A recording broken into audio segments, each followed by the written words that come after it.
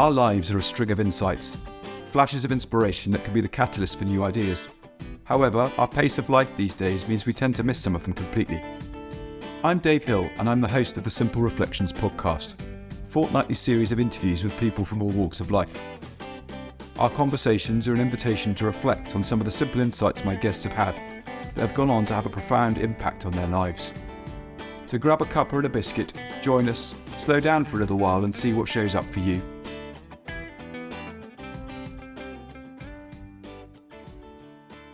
Welcome to the next episode of the Simple Reflections podcast. Today I'm joined by Rebecca Bonington. Rebecca is a business coach and the CEO and founder of Tricres, and she's also the host of the Crap to Kick-Ass Coaches podcast. And I was introduced to Rebecca a few months ago by a mutual friend in Edinburgh. And I just thought it'd be lovely to get her along for a conversation about how she sees the world work. Before we jump into that, though, I've just remembered something I wanted to tell everybody, and that is this is the 75th, or this will be the 75th episode of this podcast. And we've also just tipped over the 10,000 listens mark, which is quite exciting. It's amazing what doing something repeatedly does in terms of building momentum. So thank you all for listening. So that was a bit of an aside from me. Rebecca, thank you so much for coming along and joining me today. Oh, pleasure. Thanks, Dave, for having me on. I appreciate it. No, it's really kind. I am always looking for conversations with people that are looking in a similar direction but have a slightly different view on things. And it was the whole reason for creating this, the Simple Reflections podcast, really, was to introduce people to similar ideas that may or may not resonate, but might just move the dial for them slightly. Now you've been coaching or doing this stuff now for a good couple of decades and running Tricres for some of that time too. I'd be fascinated to know what sort of solidified for you as a right. This is the thread that runs through everything that you're more and more excited about today. Human potential. So it began when I was running my recruitment business, and I discovered I was much more interested in nurturing my staff to blossom and flourish and go off and follow what their heart told them to do than I was about keeping them in the business. Um, and I realized that that was not a recipe for a hugely wildly successful business, because all the best people left and found what their heart told them to do. And after that, I thought, well, if that's what I'm interested in, I need to spend my time nurturing human potential. And so I was a leadership coach for 9 years. I'm a trainer of NLP, so I train people in neuro-linguistic programming, and using that to develop leaders, because business is what I knew. That's the background I come from, and that's what I like. And I thought, well, if I can create and nurture human potential in business, then all kinds of amazing things can happen. People can be happier at work, they can be happier in themselves, they can lead happier teams, all of that lovely stuff. And then I realized that actually a lot of leaders weren't ready to do that. You've got to be ready, don't you, Dave? Hmm. And so I kind of I changed angle a bit and went, well, okay, whilst I'm coaching these leaders, I also hear about what's going on in the business, in the wider business. But in one-to-one coaching, my remit was only ever work with the person, not the whole business. And so I shifted to looking at the whole business, and I learned a load of kind of management consulting type things, models, etc. And I thought, right, well, if I can approach owners, founders, managing partners and talk to them about how we can develop their business to its full potential, I can also bring the leaders along with me. So it's like my little Trojan horse to get into the business. Because leaders are much more readily open to, or they were back then. I think things are changing, which is nice. Back then, to go and look, let's sort your business out rather than let's sort you out. Um, and um, and so yeah, that's how I ended up with this business coaching title. I mean, what does that mean? Nobody really knows. Everybody's very different and approaches it different. And I approached it from the culture first perspective, Mhm. um, mainly because it's the people that create the business, that create the environment. And if the culture isn't right, nothing works. You can have the best tech on the planet, but if you've got an awful culture, everything just falls over. So eventually, it'll go on for a while, but eventually it falls over. Yeah, absolutely. No, that makes perfect sense.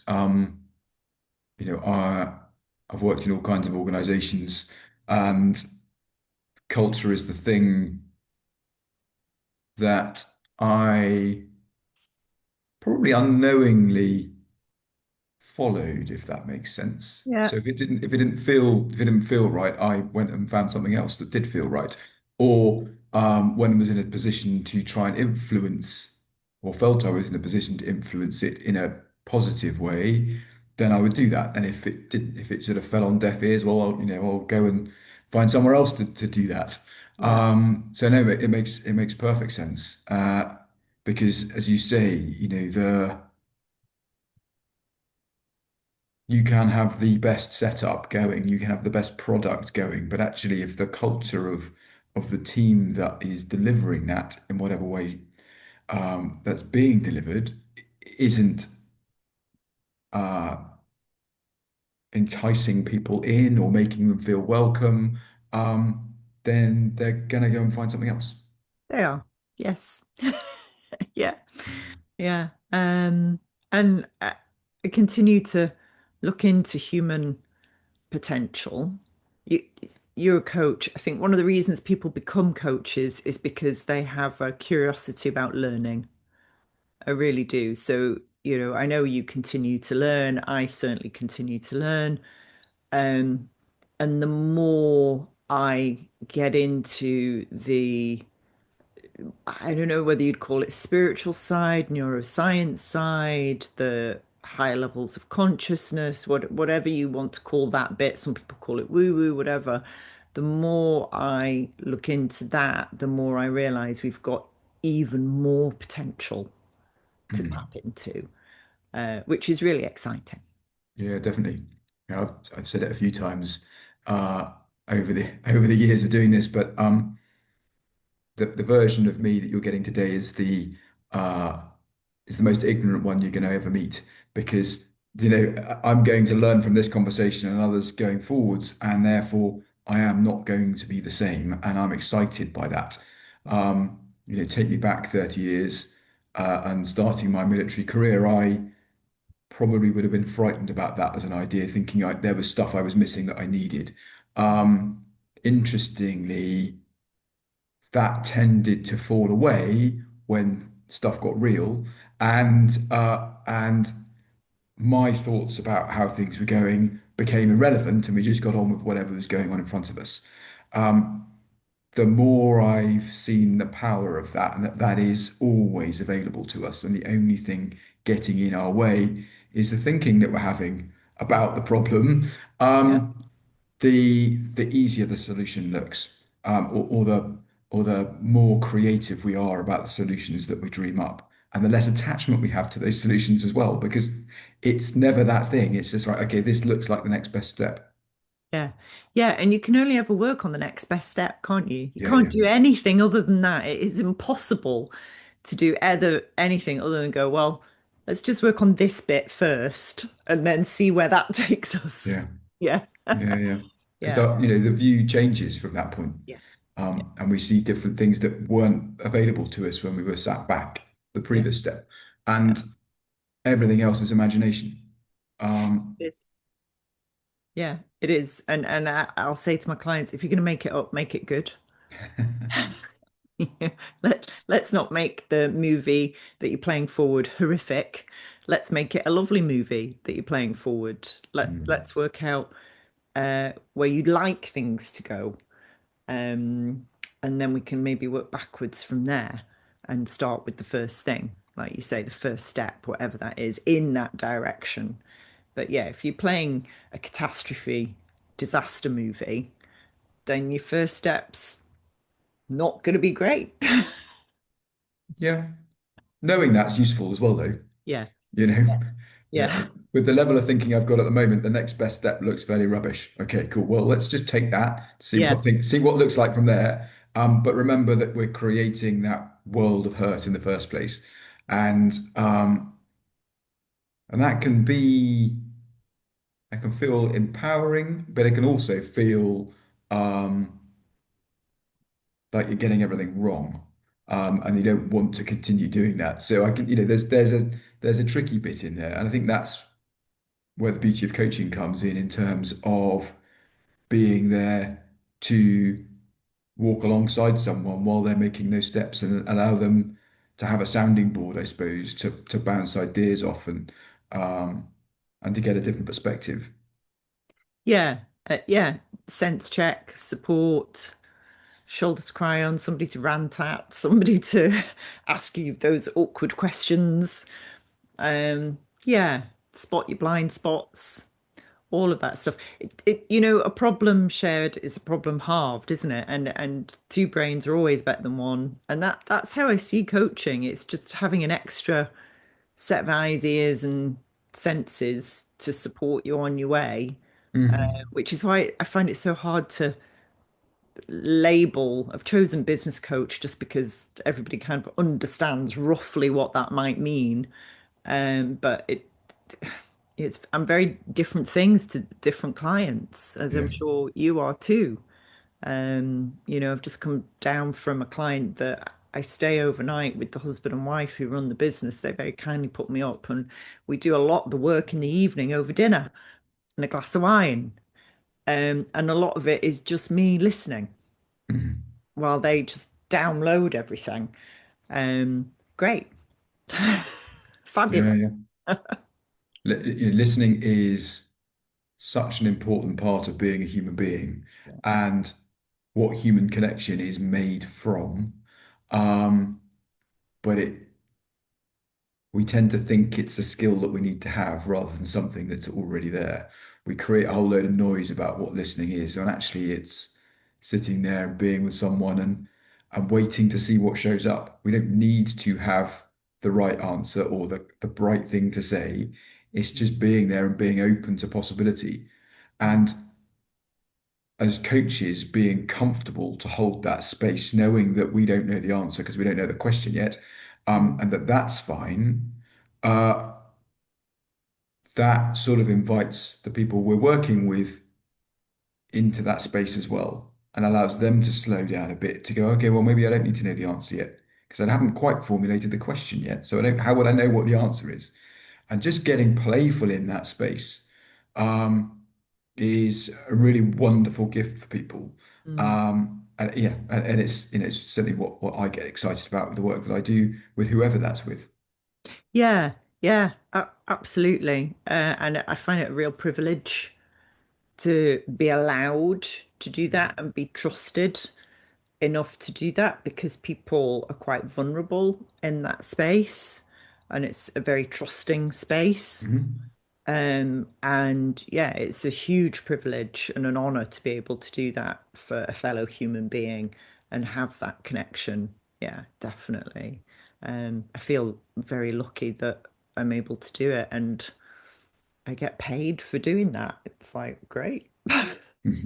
This is amazing. You mentioned that, the client you've just spent some time with was, at their home in the evening over supper. I'm guessing that that isn't the norm for most of your clients. I'm sure, but I'm also sure that there is a broad spectrum of environments and setups in terms of the relationship. Some more professional, or professional in sort of office terms than others, and I think that would be useful to explore a little bit because people will have a notion of what coaching looks like. Mhm. And as you said, the label of business coach is literally just that. If I had a chance to explain who I am, I just say I'm Dave, and ignore everything else because that's all people are getting. They're Yeah, yeah, getting me with as little baggage as possible.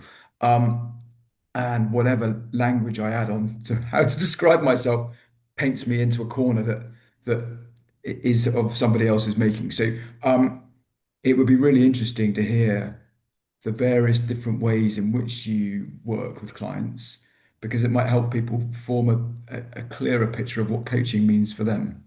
yeah, yeah. So I can be working with them in an office in a traditional way, one to one, in a traditional 90-minute to 2 hour session over a period of 6 months with those coaching objectives. And that's what tends to be desired by the corporate end of the market because the individual isn't buying the coaching, it's the head of L&D or whatever who's buying the coaching, and that's very prescribed. um Obviously, Dave, we've met before, I'll go off piste. So I never just stick to that Hmm. formula. And I ask permission usually of the individual to share some things that they would, from what they've told me, they would find useful in their day-to-day work. So then we might go down a, solution focused route or an NLP route or a, why don't you go for a walk with that person route? We go off piste and explore all kinds of things, and it falls into a more sort of teaching moment. So I never just stick to pure coaching. I respond to what the person needs. And then it can be, I'm the CEO of this organization. I need some specific help around people. Um, and that kind of merges in, oh, well, come to meet those people and let's do a session with them. And then let's do this. And maybe you could coach them. So it morphs into all kinds of weird and wonderful stuff. Hmm. A very traditional route for me is the head of the business, do a fact find out what's missing, do a purpose, vision, and values day, so that the senior team have a clear idea of what they stand for and where they're heading, and then implement that over a period of months. And then as I get to know them and they get to know me, there's little side coaching things. There might be, I know, a leadership program that's required. So yeah, it can grow arms and legs. And sometimes it's here at my house, sometimes it's out in their offices, depending where they are. We vary it. Sometimes we go Nice. for a walk. Yeah, I think some of I think my favorite coaching venue is somewhere out wandering around the place, preferably in a wood or along the coast or something, up a hill. Um, I think that there's almost less pressure Mm. to have something to say because there's a requirement to breathe and move and climb. There's natural breaks to allow thought to happen without needing to feel rushed to respond. Yeah. And also the changing environment as you're walking through it is a really, really useful thing to help ground us, I suppose, as we're sort of navigating that conversation. Yeah. Yeah. So much so that I'm going to do a forest bathing practitioner course in June, because I purposefully want to take people into that natural environment, um, as a group, because I like the peer-to-peer Hmm. learning. I think it's so powerful that the forest, the natural world, as you rightly say, helps people relax and open up, takes the pressure off. Um, yeah, so I'm really excited to start experimenting with that with some of my clients who are open to it. Mm. Yeah, well, having, I suppose, for 17 years, the outdoor world being my office, Mm, I can, it is, it's a home from home for me. It's just feels very, very normal. mm, And yeah, it's great to spend time in nature with people because Mm. they tend to slow down and see things more clearly. Um, no matter how caught up they might have been at the start of the conversation or the start of the walk, Mm. they normally at some point just drop into a stride that feels more comfortable for them. Mm. There's so many people that are disconnected from nature, though, Dave, Mhm. aren't there? Yeah, There's yeah. just, Frightened of it. yeah, frightened of it. They go from house to car or house to bus or train to office. They get a short period of time where they're walking from one building to another or one vehicle to another. Um, and that's it. They maybe don't have a dog that they walk. They don't have hobbies or pursuits that take them outside. Lots of people obviously don't have outdoor space at home. Um, and they may go from one week to the next without having any connection to nature. And that makes me very sad. Mm. Yeah, because it's there, it's waiting to embrace you and hold you. And that I think that we're quite lucky here in the UK that there's normally somewhere not very far from home Yeah. to go, and we're very lucky here in Edinburgh that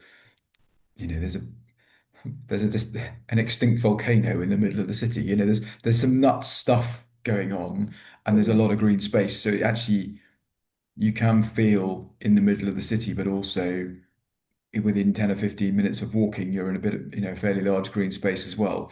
Um, the that can be brilliant. Mm. I spend a lot of time with clients in the Botanic Gardens here in Edinburgh because they're a beautiful, beautiful little oasis, tiny, weeny little dot of green.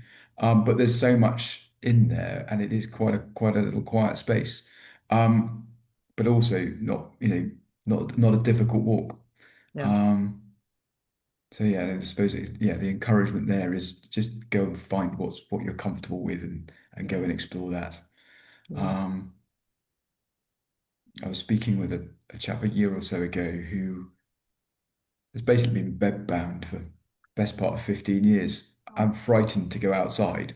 Oh. He will go outside if he needs to go and get on the bus to go to the doctors or something like that. And he was just yearning to go to the park. Mm. Um, I said, well, what's stopping you? So Mm. I'm frightened of it. Okay, Mm. but you're frightened of catching the bus to go to the doctors. So why not just be frightened and go to the park?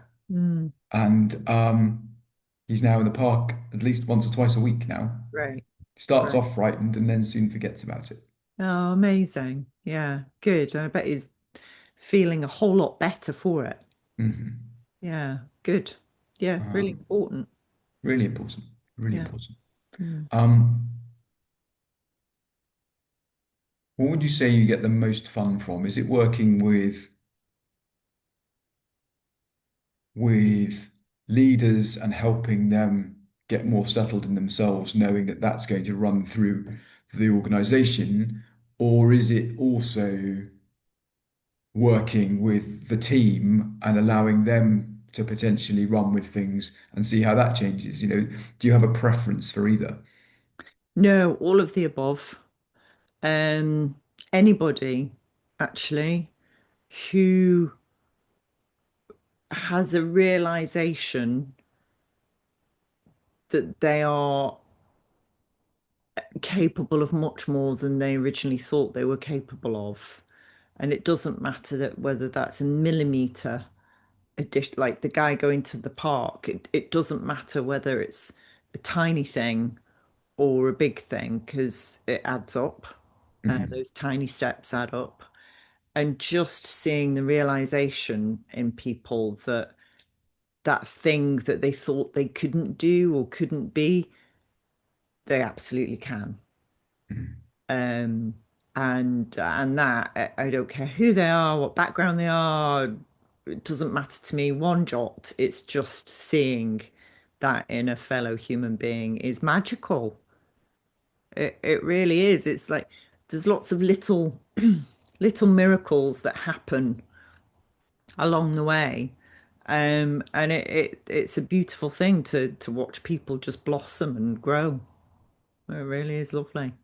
Mm. It reminds me, a good friend of mine, Dr. Bill Pettit, he's a psychiatrist in the US and has been on here twice. Right. Um, he he talks about it as watching people unwrap gifts, unwrap the presents. You know what they're unwrapping, Mm. um, and you're excited for them, but actually seeing them find the thing that they already had, and realize that. And I think realize, you've mentioned the word realize a number of times. Yeah. It is all about realization. It is uncovering what's already there, Yeah. and giving yourself permission to have a go. Yeah. Yeah. And lots of people go, I can't do that because, I can't do that because, or that's not me because, or people like me don't because. And then when that flips to, oh, I can. It's like, woohoo. Yeah, you can. And you can do this if you want, and that, and the other. And it doesn't matter where you're from and who you are and what background you're from, or yes, you can. Yeah, you absolutely can. And that sort of coaching and guiding and nurturing and questioning and all the things that we do helps unpack that, removes the barriers for people so that they can see at least a chink of light, and step into it. And it's lovely. It's Mm. most enjoyable. One occasionally you get people who don't want to step into it, and maybe not ready, or just I don't know. I don't know. Probably not ready is the best way of describing it. For whatever reason, who Mm. knows? Um, and I'll say to those people, I'm here when you're ready. I don't Yeah, care how long that is. When you're ready, come back to me or yeah, find no, somebody else. Yeah. yeah, yeah. I recognize that a lot, and in the past I might have pushed, Mm, um, uh, but just my two daughters are very different. One's um, quite shy and holds herself back and will hold herself back from all kinds of experience, and the other one's much more, let's get stuck in. This looks like fun, and crikey, must be 5 or 6 years ago now. I took them to a Go Ape thing with their oh yeah. two cousins, or two of their cousins, and the boys are quite boisterous. And I said, well, we've got a team effort here because you guys are older. Um, the girls, this is the first time they've ever done it. One of them's quite nervous and a bit shy about it. So what we're going to do, the first time round, we're going to do it as a team. Mm, One of you is going to be at the front, and one of the girls, then me, and one of the girls, and then one bringing up the rear. And we're going to stay together. And then once we've done it once, it's free reign. You can do what you like. okay. Um, so we did that. We got to the final zip line off that back down to the ground, and my eldest was like, I'm not doing that." Right. That's fine. Well, there's another way down. That's fine. There's no Yeah. pressure. Said, but and I'll cut. I'll walk down with you. Um, but that'll be it. I won't then go back on. I'll stay with you and keep you Mm, company. But she watched her younger sister go and her two other cousins go, and the smiles on their faces. And by the time we got down to the bottom, I said, "Right, well, what would you like to do now?" I said, "I'd like to have another go, please." great. But that was her choice, and she Yeah. got there, and and then there was a little bit of nervousness as she got to the edge of stepping off into space. But she did it, and the smile on her face, like, okay, right, this is cool. I don't want to Yeah. run round it. I'll just keep going. But it's that reticence to start off with is a really normal, Mm, sensible human thing yeah. when you're 20, 30 feet up in the air about to step off a wooden Yeah. platform. Doesn't make any sense logically. Everything inside you going, don't do this. Yeah. Um, Forgetting that you're perfectly safe because of the safety line. Yeah. Um, I think, there's something in that for everybody in terms of when we feel like we can't go any further, that's brilliant for us. That's Mm, like, okay, cool, right. Is the thing I'm frightened of actually true, mm, in this moment? Um, and what are the consequences of me making this step? mm. And normally they're very small, if anything. Yeah. Well, why don't we then? Let's Yeah. just make that step. And if I'm not prepared to do it on my own, who can I bring with me? Yeah. Yeah. Yeah. Nice analogy for life, definitely. And it does feel like sometimes you're stepping out into the void, But actually, you do have a support system, friends, family, your own experience, your own knowledge, your own resilience, and you are held. And as long as you're not taking stupid risks that really Mm. are life-threatening, then most of the time everything's going to be okay. Yeah. Yeah. Yeah. Yeah. A nice analogy. I like that. Um, what does 2026 hold for you at Tricrest? What's on the horizon this year? Well, for the first time, probably in about 30 years, I have made zero goals. And I'm increasing my meditation practice. I've been meditating for 5 and a bit years now, and I'm developing that. Um, and I'm letting Tricrest unfold, actually. For the first time in business ever, I'm breaking every single rule. I have no plan. I have no big goal. I'm just going to see where it takes me. Amazing. Yeah. And the underlying kind of essence is genuine health, wealth, and happiness, wealth in the broadest Yep. sense. Um, and to spread that, I really genuinely want to spread the good stuff. Um, I had a guy at a Christmas do going, "Oh, you should do this, you should do that, you should tie people into a 12-month contract, you make more money, you do this." I'm like, it's not what I'm about. I'm just about spreading the good stuff so that more people get more of the good stuff Hmm. and get to places where they feel happy, content, and then they can share the good stuff. That's it. Yeah. That's cool. Yeah, I like that. That's sort of how I roll with things these days. There's there's activity that I go through loosely that might look like planning, Mm, but in the sort of military sense of knowing that whatever plan I make isn't going to survive contact with reality. Um, it's just helping me form some ideas. mm, And there's no wasted effort in that. mm. I may or may not use some of it straight away. That doesn't matter. No, At some point in the future, it's going to show up and go, okay, right, well, I've played that through in my mind. But actually, all I can ever do is deal with what's in front of me. yeah, And that's the moment that I happen to be occupying. yeah, yeah.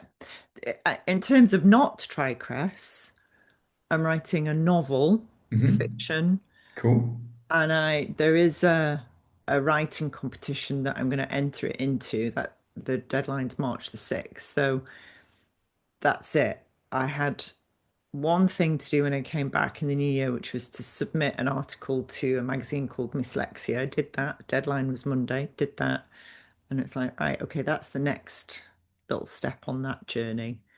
And again, it's like, I'm going to see how that unfolds. Some people might like it, some people might not like it. That's okay. I'm really enjoying writing it. It's great. Awesome. How Yeah. far into writing it are you, would you say? 5.5 chapters in. Yeah. And I'm practicing my writing skills on Substack. So I don't, are you in the Substack No. community? It's actually rather lovely.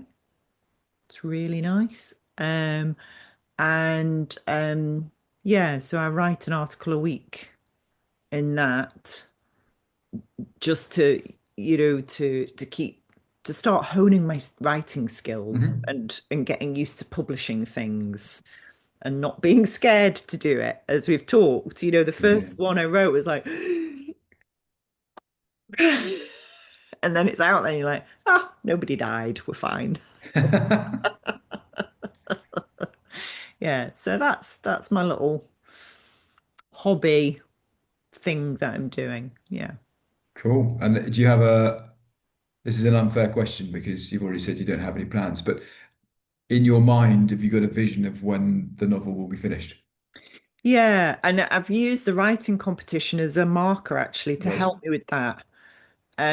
So the first 5,000 words, I think, have to be in this competition for March the 6th. If you get through to the next round, they want another 15,000 words, and there's a date for that. And I thought, well, even if I don't get through to the next round, I will use their Yep. markers in the sand as mine. And yeah, so I think by the September comes, I should have pretty much three-quarters of a manuscript. So by the end of the year, I should have a full manuscript. Nice. Yeah. Yeah. And then let's you put it out to the world and See what happens. see what happens. Yeah, that's all you can do. Absolutely. Well, having come up with an idea, a couple of well, someone else came up with the idea, said, Dave, why didn't you create a podcast? There's definitely something in putting it out in the world because it sort of grows its own momentum. Yeah. Um, so, I wish you all Yeah. the best with that. Thank you very much. Yeah. How about yourself? What are you up to? What am I up to? Doing a little bit of consultancy stuff at the moment for um, an organization that helps place veterans into employment. Um, so that fits in with part of what I'm about in terms of generating income to enable me to help veterans that are struggling.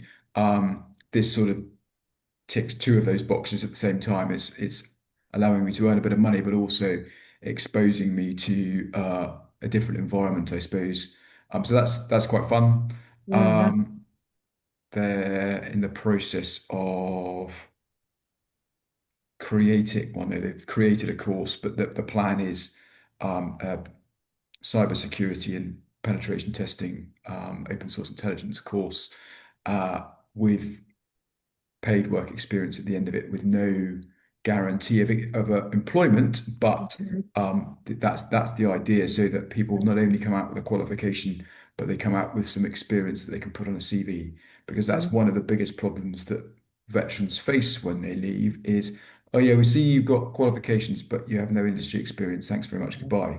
Yeah. Um, well, it's quite disheartening being on the end of that. I've been on the end of it at various different times, and you have to work quite hard to try and translate your experience. I had I had a sort of 4 month period of interviews for one organization, which I eventually ended up working for, which was great. But they couldn't get their heads around how an infantry major was going to do anything for them in the financial services world. And they kept showing me bits of paper going, what does this mean to you? She said, well, I don't understand the language, but I understand uh, you know, the the red, amber, green element of it, what's good, Yeah. what's bad, what's not. Cool. He says, yeah, Yeah. but okay, what about budgets? You've never run a budget. So, well, no, I've not run a monetary budget like you're talking about, but I have dealt in lives, ammunition, Yeah. food, water. Yeah. My currency is different to yours, but if I don't Yeah. manage that, I am not going to be able to succeed in my mission. And I went, Yeah. oh, and it's those things. It's trying to help people get through that, and that's what we're hoping to do with this. So that's something I'm helping out with at the moment. Good. Um, and apart from that, just again, a little bit like you, seeing what shows up, Mm. getting curious about that, um, and being of service in whatever way people need me to be. Good. I know for a fact that I'm going to come as open-minded as I can to any situation, whatever the circumstances, and do my best to listen to people in a way that allows them to slow down. I know Lovely. that's a fact for people that are suicidal. I know that's for a fact that for people that are trying to solve business problems. I've done Mm. it at both ends of that spectrum and Mm. everything else in the middle. So yeah, just getting curious about what that brings, I suppose. Nice. Aren't we lucky to be able to do that? Yeah, hugely, Yeah. hugely. I think, and the biggest thing I take from it is knowing that the people that I work with take that into their own world, and do that for others. Yeah. Yeah. You Yeah. know, that's cool. It That's is. Yeah. yeah. It is. It's like it's spreading the good stuff, isn't it? It's like compound interest. Yeah. Yeah, it is. Yeah, it really is. It's lovely. I Yeah. actually think I know there's a lot of chaos in the world, but I actually think that level of heart is spreading and increasing. Um, I think the tipping point will come where more of that is out there Mhm. than anything else. I think we're going through a big shift, and Yeah. that's coming. Awesome. Yeah, Well, cool. Rebecca, thank you so much for coming today. It's been lovely to chat to you. Thank Um, you. is there anything that you've got coming up in the immediate future that you'd like to share with the Hmm. listeners? And if anybody's interested in being a business coach, um, come and talk to me.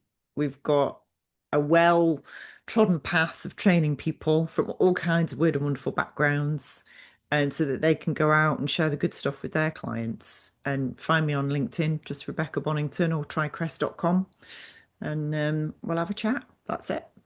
Amazing. Well, thank you so much for joining me today. Yeah, thank you for having me. I appreciate it. You're very, very welcome. Thank you for joining us today.